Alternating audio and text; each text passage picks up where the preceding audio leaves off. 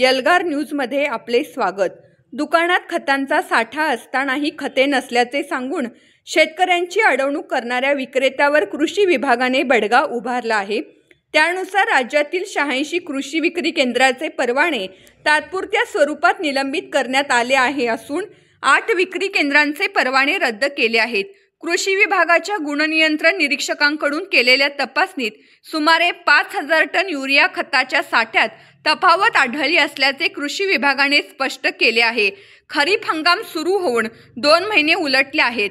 सध्या पिकांसाठी खतांचा पुरवठा आवश्यक असून खत विक्रीत होणारी अडवणूक लक्षात घेता शेतकऱ्यांच्या तक्रारी वाढण्याची शक्यता आहे।